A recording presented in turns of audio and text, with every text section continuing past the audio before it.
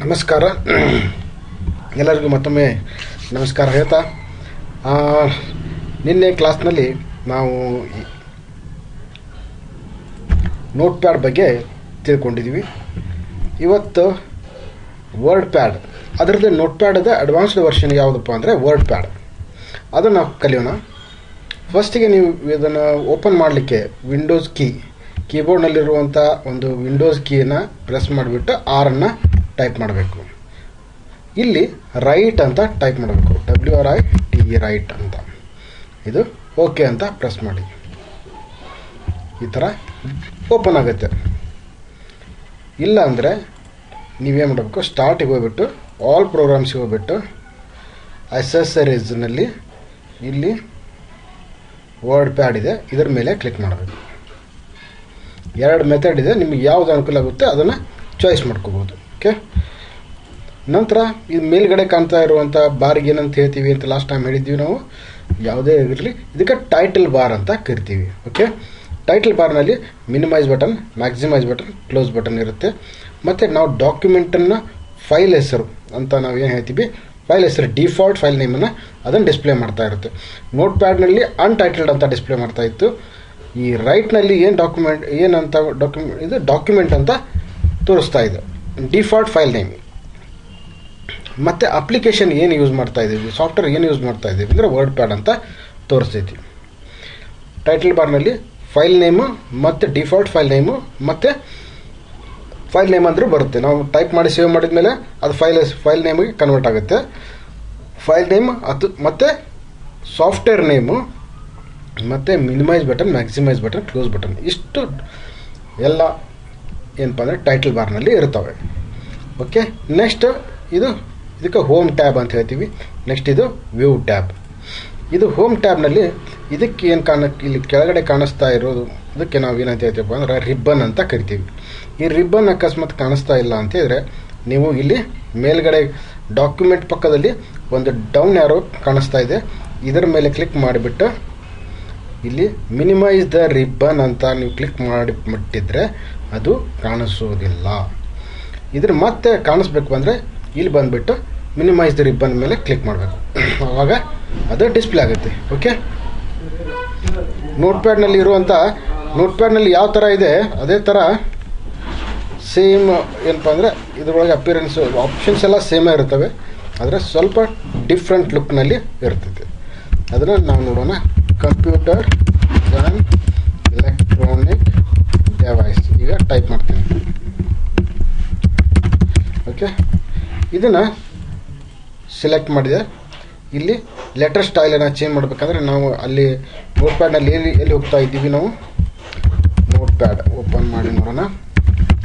Note pad ಇಲ್ಲಿ format ನನಗೆ ಹೋಗ್ಬಿಟ್ಟು ಫಾಂಟನ್ನು ಸೆಲೆಕ್ಟ್ ಮಾಡ್ತಾ ಇದ್ದೀವಿ. ಹೌದಾ, ಅದ್ರ ಬದಲಿ ಏನಪ್ಪ ಅಂದರೆ ಇಲ್ಲಿ ನಾವು ಟ್ಯಾಬ್ನಲ್ಲೇ ಈ ಫಾಂಟ್ ಟ್ಯಾಬ್ನಲ್ಲಿ ನಾವು ಏನು ಮಾಡ್ಬೋದು, ಲೆಟರ್ ಸ್ಟೈಲನ್ನು ಚೇಂಜ್ ಮಾಡ್ಬೋದು. ಓಕೆ, ಸೈಜನ್ನು ಚೇಂಜ್ ಮಾಡ್ಬೋದು, ಬೋಲ್ಡ್ ಮಾಡ್ಬೋದು, ಇದು ಬೋಲ್ಡ್ ಇದೆ, ಇಟಾಲಿಕ್ ಮಾಡ್ಬೋದು, ಅಂಡರ್ಲೈನ್ ಮಾಡ್ಬೋದು, ಇದು ಸ್ಟ್ರೈಕ್ ಥ್ರೂ ಮಾಡ್ಬೋದು. ನಂತರ ಕಲರಿಂಗ್, ಟೆಕ್ಸ್ಟ್ ಕಲರ್ನ ಕೊಡ್ಬೋದು. ಇದು ಕಲರ್, ಈ ಥರ ನಾವು ಕಲರನ್ನು ಕೊಡ್ಬೋದು. ನೆಕ್ಸ್ಟ್ ಇಲ್ಲಿ A² ಅಂತ ಟೈಪ್ ಮಾಡ್ತೀನಿ, H2O ಅಂತ ಟೈಪ್ ಮಾಡ್ತೀನಿ. ಮ್ಯಾಥ್ಸ್ನಲ್ಲಿ ನೋಡಿರ್ಬೋದು ನೀವು, ಇದು 2 ಮೇಲ್ಗಡೆ ಬರುತ್ತೆ. ಹೌದಾ, ಇದಕ್ಕೆ ನಾವು ಇಲ್ಲಿ 2 ಸೆಲೆಕ್ಟ್ ಮಾಡಿಬಿಟ್ಟು ಸೂಪರ್ ಸ್ಕ್ರಿಪ್ಟ್ ಅಂತ ಕ್ಲಿಕ್ ಮಾಡಬೇಕು, ಅಂದರೆ ಮೇಲ್ಗಡೆ ಹೋಗುತ್ತೆ. 2 ಸೆಲೆಕ್ಟ್ ಮಾಡಿಬಿಟ್ಟು ಸಬ್ಸ್ಕ್ರಿಪ್ಟ್ ಅಂತ ಕ್ಲಿಕ್ ಮಾಡಿ ಕೆಳಗಡೆ ಬರುತ್ತೆ. ಗೊತ್ತಾಯ್ತಲ್ಲ. ಇದು ಫಾಂಟ್ ಟ್ಯಾಬ್ನಲ್ಲಿ ಯಾವ್ಯಾವ ಆಪ್ಷನ್ ಇರ್ತವೆ ಅಂದರೆ ಫಾಂಟ್ ಲೆಟರ್ ಸ್ಟೈಲನ್ನು ಚೇಂಜ್ ಮಾಡ್ಬೋದು, ಸೈಜ್ ಚೇಂಜ್ ಮಾಡ್ಬೋದು, ಬೋಲ್ಡ್ ಮಾಡ್ಬೋದು, ಇಟಾಲಿಕ್ ಮಾಡ್ಬೋದು, ಅಂಡರ್ಲೈನ್ ಮಾಡ್ಬೋದು, ಸ್ಟ್ರೈಕ್ ಥ್ರೂ ಮಾಡ್ಬೋದು, ಸೂಪರ್ ಸ್ಕ್ರಿಪ್ಟ್ ಮಾಡ್ಬೋದು, ಸಬ್ಸ್ಕ್ರಿಪ್ಟ್ ಮಾಡ್ಬೋದು, ಟೆಕ್ಸ್ಟ್ ಕಲರ್ ಚೇಂಜ್ ಮಾಡ್ಬೋದು, ಬ್ಯಾಕ್ಗ್ರೌಂಡ್ ಕಲರ್ ಟೆಕ್ಸ್ಟದ್ದು ಕಲರನ್ನು ಚೇಂಜ್ ಮಾಡ್ಕೋಬೋದು. ಈಗ ನಾನು ಏನು ಮಾಡ್ತೀನಿ ಅಂದರೆ ಇದನ್ನು ಸೆಲೆಕ್ಟ್ ಮಾಡ್ತೀನಿ. ಇಲ್ಲಿ 22 ಪಕ್ಕದಲ್ಲಿ ಒಂದು ದೊಡ್ಡ ಎ ಇದೆ, ಇನ್ನೊಂದು ಸ್ಮಾಲ್ ಎ ಇದೆ.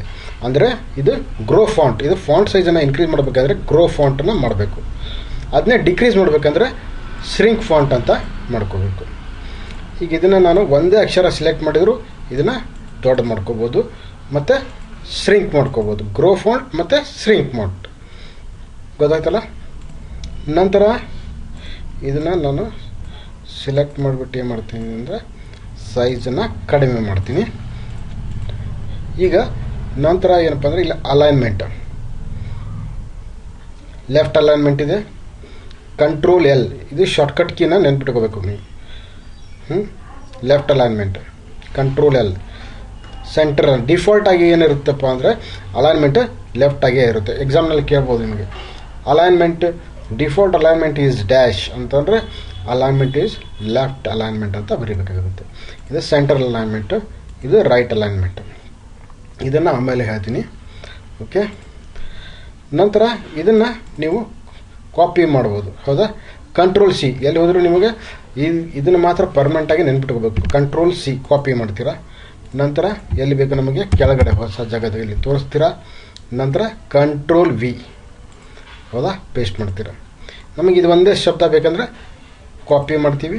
ನಂತರ ಕೆಳಗೆ ಎಲ್ಲಿ ಹೊಸ ಜಾಗ ಬೇಕಲ್ಲಿ ತೋರಿಸ್ತೀವಿ, ಪೇಸ್ಟ್ ಮಾಡ್ತೀವಿ. ಇದು ಇಲ್ಲಿ ಬೇಡಪ್ಪ ಅಂದರೆ ಇದು ಸೆಲೆಕ್ಟ್ ಮಾಡಿಬಿಟ್ಟು ಕಟ್ ಮಾಡ್ತೀವಿ. ಕಂಟ್ರೋಲ್ ಎಕ್ಸ್, ಎಲ್ಲಿ ಬೇಕು ನಾವು ಡೆವಾಸ್ ಮುಂದ್ಗಡೆ ಬೇಕು, ಡೆವಾಸ್ ಮುಂದ್ಗಡೆ ಇಟ್ಟು ಪೇಸ್ಟ್ ಮಾಡ್ತೀವಿ. ಓಕೆ, ಗೊತ್ತಾಯ್ತಲ್ಲ.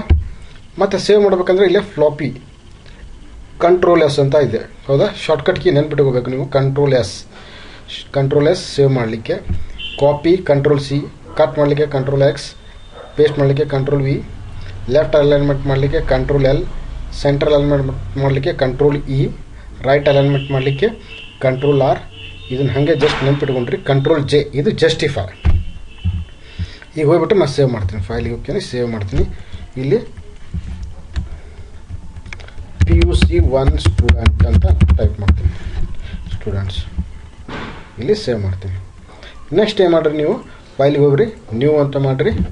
ಇಲ್ಲಿ PUC 2 ಸ್ಟೂಡೆಂಟ್ ಲಿಸ್ಟ್ ಅಂತ ಮಾಡಿ ಇಲ್ಲಿ ಹೆಸರನ್ನು ಟೈಪ್ ಮಾಡಿ ಫೈಲ್ ಹೋಗ್ರಿ ಮತ್ತು ಸೇವ್ ಮಾಡಿರಿ. ಇಲ್ಲಾಂದರೆ ಇಲ್ಲೇ ಕ್ಲಿಕ್ ಮಾಡಿ, ಇಲ್ಲೇ PUC 2 ಸ್ಟೂಡೆಂಟ್ ಲಿಸ್ಟ್ ಅಂತ ಸೇವ್ ಮಾಡಿ.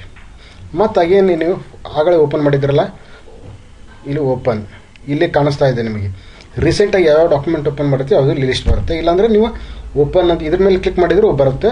ಇಲ್ಲಾಂದರೆ ಓಪನ್ ಅಂತ ಮಾಡಿಬಿಟ್ಟು ಇಲ್ಲಿ PUC 1 ಸ್ಟೂಡೆಂಟ್ ಕ್ಲಿಕ್ ಮಾಡಿದರೆ ಮತ್ತು ಇದ್ರೊಳಗೆ ನೀವು ಮಾಡಿಫಿಕೇಷನ್, ಎಡಿಷನ್, ಸಬ್ಟ್ರಾಕ್ಷನ್ ಏನು ಬೇಕು ನಿಮಗೆ ಡಿಲೀಷನ್ ಎಲ್ಲ ಮಾಡ್ಕೋಬೋದು.